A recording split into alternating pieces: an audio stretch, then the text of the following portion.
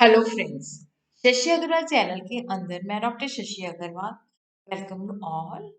आज का जो हमारा सब्जेक्ट है डेट इज द अकाउंट, और जिसके अंदर we are going to cover very important topic that is the depreciation. Here we are going to understand what is the meaning of depreciation, what is the difference between the depreciation, depletion, and amortization. What are the causes of depreciation? What are the factors? What is the need of depreciation? What is the importance of depreciation? अगर आपको मेरा ये effort सही लगता है कि समय समय पर जितने भी इम्पोर्टेंट टॉपिक्स होते हैं उसके वीडियोस मैं आपके साथ शेयर करती हूँ, तो डू लाइक माय वीडियो, इसको शेयर कीजिए और मेरे चैनल शशि अग्रवाल को सब्सक्राइब कीजिए. Before moving to the topic depreciation, this is my app एड्रेसम ऐप, जिसको आप गूगल प्ले स्टोर से बड़ी आसानी के साथ डाउनलोड कर सकते हो, जिसका link I will be sharing in the description box.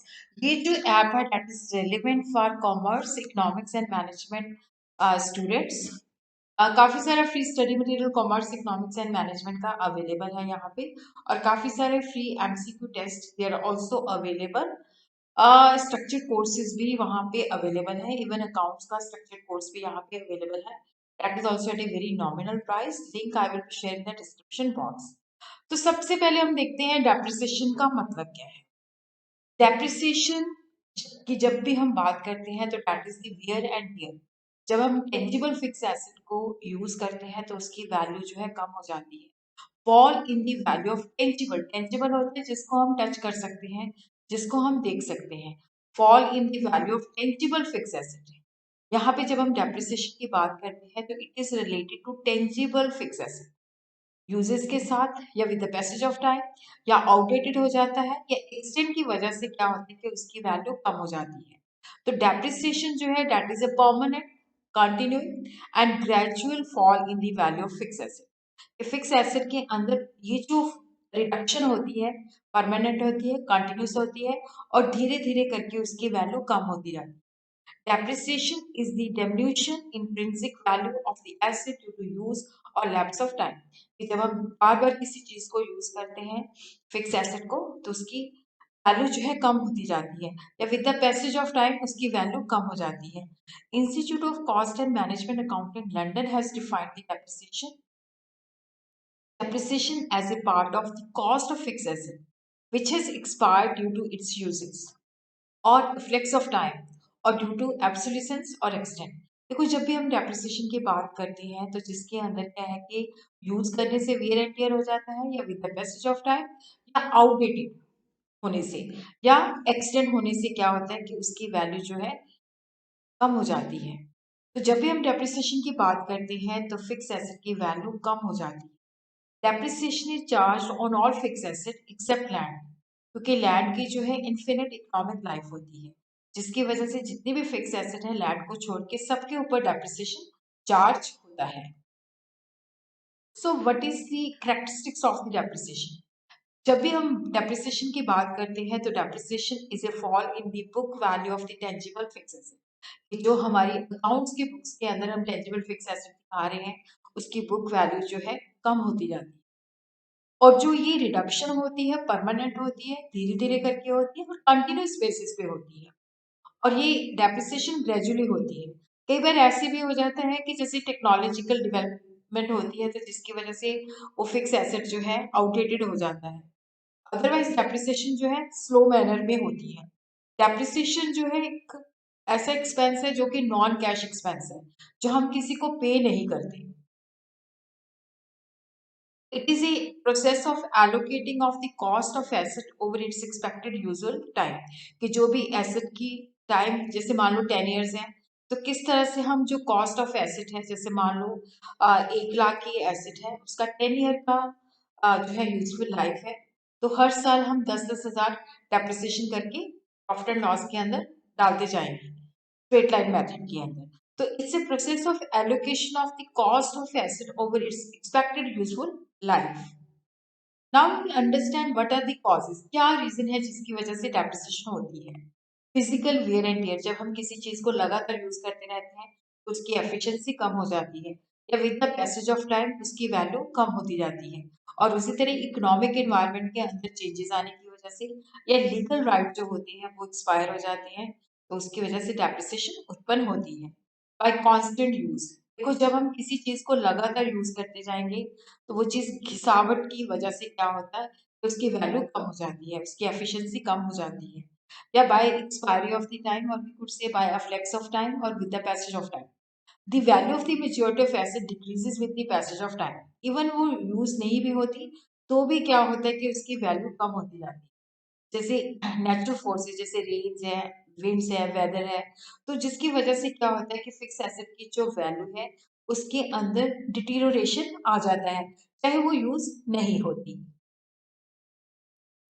और इसी तरह by expiry of the legal rights, तो यहाँ पे हम देखते हैं कि कुछ एसेट्स ऐसे होते हैं जिनका, जैसे लीज हमने कोई फिक्स पीरियड के लिए ली है, जैसे हमने lease has been obtained for 20 years for 1 lakh, तो 1/20 जो है इसका जो है, चाहे हम यूटिलाइज करें चाहे ना करें, हर साल वो खत्म होता जाएगा फॉर द 20 years, जब तक 20 year के बाद ये जीरो हो जाएगी। तो बाय ऑब्सोलिसेंस, जैसे न्यू इन्वेंशंस होती हैं, इम्प्रूव टेक्निक्स आ जाती हैं, तो जो पुरानी एसिड्स होती हैं वो एब्सोल्यूट हो जाती है, जिनका कोई यूज नहीं होता, तो वो हमें डिस्कार्ड करनी पड़ती हैं, क्योंकि वो अब हमारे, क्योंकि नई टेक्नोलॉजी आ गई है, नई मेथडोलॉजी आ गई है, जिसकी वजह से पुरानी जो एसेट्स हैं वो हमारे किसी काम की नहीं रहती। उसी तरह बाय एक्सीडेंट से भी क्या होता है कि जैसे कोई मशीन है, फायर लग जाती है या कोई नेचुरल कैलेमिटी अगर करती है, तो जिसकी वजह से क्या होता है कि उसकी एफिशिएंसी कम हो जाती है। डिप्लीशन के अंदर क्या है कि जो वेस्टिंग एसिड्स होते हैं, जैसे माइंस है, ऑयल वेल है, तो जैसे हम उससे जब हम, जैसे कोयले की माइन है तो कोयले निकालते रहते हैं तो उसकी जो वैल्यू है वो कम होती जाती है। तो डिप्लीशन जो है ये वेस्टिंग एसिड के अंदर यूज होता है, जैसे माइंस वगैरह क्वेरीज के अंदर यूज होता है। और उसी तरह by permanent fall in the market price, देखो यहाँ पे, क्योंकि जब हम बुक्स के अंदर रिकॉर्ड करते हैं तो हम उसके कॉस्ट पे रिकॉर्ड करते हैं, फिर हर साल हम डेप्रिसिएशन माइनस करते जाते हैं। तो जो fluctuation in the market value होती है वो हम रिकॉर्ड नहीं करते, क्योंकि ये जो फिक्स एसेट होती हैं they are not meant for resale, क्योंकि इनको हम बिजनेस के अंदर यूज करते हैं। तो कुछ एसेट जो होती है, जैसे इन्वेस्टमेंट की वैल्यू में कमी आती है, तो वहां पे कुछ जो फिक्स एसेट है जब उनकी मार्केट वैल्यू कम होती है तो उसको हम डेप्रिसिएशन जो है ट्रीट करते हैं। So what is the need, importance and object of the depreciation? देखो जब हम डेप्रिसिएशन को एज एन एक्सपेंस जो है शो करते हैं प्रॉफिट एंड लॉस के अंदर, तो to ascertain the true results of the operation, to present the true and fair view of the financial position, to ascertain the true cost of production, to comply with the legal requirement, to accumulate funds for replacement of assets,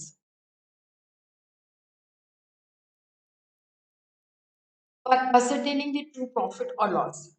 business के अंदर अगर हमने जानना है कि हमें सचमुच में कितना प्रॉफिट हुआ है या कितना लॉस हुआ है, तो जो भी कॉस्ट हम इनकर करते हैं, जो रेवेन्यू को अर्न करने के लिए खर्च की जाती है, तो उसको हमें प्रॉफिट एंड लॉस के अंदर जो है दिखाना पड़ता है, एक्सपेंस साइड पे, डेबिट साइड पे। तो क्योंकि यहाँ पे जो एसेट्स हैं, फिक्स एसेट हैं, ये are used in earning revenue, तो जब एसेट की वैल्यू कम होती है, जिसको हम डेप्रिसिएशन कहते हैं, तो उसको भी हम प्रॉफिट एंड लॉस के अंदर एक्सपेंस की तरह रिकॉर्ड करते हैं। और अगर हम डेप्रिसिएशन को रिकॉर्ड नहीं करेंगे तो हम ट्रू प्रॉफिट और लॉस को जज नहीं कर पाएंगे। For showing the true and fair view of the financial position, अगर हम डेप्रिसिएशन को चार्ज नहीं करेंगे तो एसेट जो है बैलेंस शीट के अंदर दिखाई जाएगी, जो कि उसकी ट्रू वैल्यू से कम होगी, और हमारी जो फाइनेंशियल पोजीशन है वहां पे जो पिक्चर हो जाएगी डिस्टॉर्टेड हो जाएगी, ट्रू एंड फेयर पिक्चर नहीं दिखाई जाएगी। To provide funds for the replacement of asset as depreciation is though debited to the profit and loss account। देखो ये जो है नॉन कैश एक्सपेंस है, तो डेप्रिसिएशन का जो अमाउंट है बिजनेस के अंदर रिटेन किया जाता है, और जो फिक्स एसेट की लाइफ खत्म हो जाती है तो उसकी जगह पे नई एसेट जो है लाई जाती है, तो ये फंड जो होते हैं रिप्लेसमेंट ऑफ फिक्स एसेट के लिए यूज किए जाते हैं। और उसी तरह ही डेप्रिसिएशन डाली जाती है, क्योंकि ये आइटम ऑफ एक्सपेंस है, तो कॉस्ट ऑफ प्रोडक्शन को अगर हमने जानना है तो जब तक हम डेप्रिसिएशन को इंक्लूड नहीं करेंगे तो हम करेक्ट कॉस्ट को कैलकुलेट नहीं कर सकते। और उसी तरह क्या है कि अगर हम डेप्रिसिएशन नहीं चार्ज करेंगे तो हमारा profit and loss profit show करेगा, जो एक्चुअल प्रॉफिट से ज़्यादा होंगे। तो ये जो एक्चुअल प्रॉफिट है, अगर सोल प्रोप्राइटरशिप है तो प्रोप्राइटर विड्रॉ कर सकता है, या अगर ज्वाइंट स्टॉक कंपनी है तो शेयर होल्डर के अंदर डिस्ट्रीब्यूट हो सकते हैं, जो कि सही बात नहीं है। उसी तरह लीगल रिक्वायरमेंट को पूरा करने के लिए भी डेप्रिसिएशन जो है चार्ज की जाती है। और उसी तरह डेप्रिसिएशन जो है टैक्स पर्पस के लिए एक डिडक्टिबल एक्सपेंस है। अगर हम डेप्रिसिएशन शो नहीं करेंगे तो नेट प्रॉफिट हमारा बढ़ जाएगा और हमें ज़्यादा टैक्स देना पड़ेगा।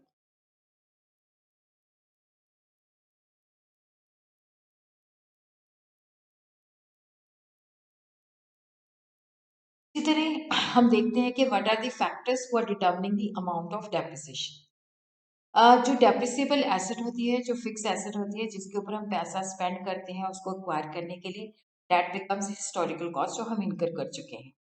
तो जब हम total cost of the asset calculate करते हैं तो जो इसकी एक्विजिशन कॉस्ट है, जो हमने इसको, जैसे मान लो हमने कोई एसेट प्राप्त की है, 1 लाख लगा है, फिर इसके इंस्टॉलेशन पे 10,000 लगा है, तो 1,10,000। उसी तरह उसकी वहां पे उसको कमीशनिंग करने में हमें पैसे लगे हैं, वो उसके अंदर ऐड हो जाएंगे। इवन अगर हम बाद में कुछ एडिशंस करते हैं तो वो भी क्या होता है कि उसकी कॉस्ट के अंदर ऐड हो जाते हैं। इसके अंदर जो जीएसटी है वो इंक्लूडेड नहीं होता। इसी तरह जो एसेट है उसकी यूजफुल लाइफ को हम एस्टिमेट करते हैं। Useful life of an asset is estimated in terms of number of year it can be effectively used for business operation. जैसे एक मशीन है, वो 27 ईयर तक काम कर सकती है, बट 15 ईयर के अंदर ये एब्सोल्यूट हो जाती है क्योंकि better type of machine available है, टेक्नोलॉजी चेंज हो चुकी है, तो यहाँ पे उसकी जो यूजफुल लाइफ होगी that will be 15 years. Estimated scrap value देखो, यहाँ पे जैसे मान लो 1 लाख की एसेट है, 5th ईयर के अंदर, फिर 5 सालों की यूजफुल लाइफ है, 5 सालों के बाद जो है वो 10,000 के अंदर जो स्क्रैप के अंदर कबाड़ में हम सेल करते हैं। तो यहाँ पे जब हम डेप्रिसिएशन कैलकुलेट करते हैं, जैसे मान लो 1 लाख की वैल्यू थी, 5 सालों के बाद 5 साल की यूजफुल लाइफ थी, तो स्क्रैप वैल्यू जो है वो 10,000 है, तो 1 लाख में से 10,000 हम माइनस कर देंगे और यहाँ पे आ जाएगा 90,000 डिवाइडेड बाई 5। तो हर साल हम 18,000 डेप्रिसिएशन जो है प्रॉफिट एंड लॉस के अंदर शो करेंगे। So depreciation, depletion and amortization are the same thing. They are different. Depreciation जो है tangible fixed asset के अंदर यूज किया जाता है. It is the process of charging the cost of fixed asset over the useful life of the asset. Depletion जो है जिसके अंदर हम देखते हैं कि जैसे माइंस है, क्वेरीज हैं, ऑयल वेल्स हैं, जहाँ से हम ऑयल वेल्स है जहाँ से हम ऑयल निकालते हैं, माइंस जैसे कोयल माइन है तो कोयला निकालते हैं।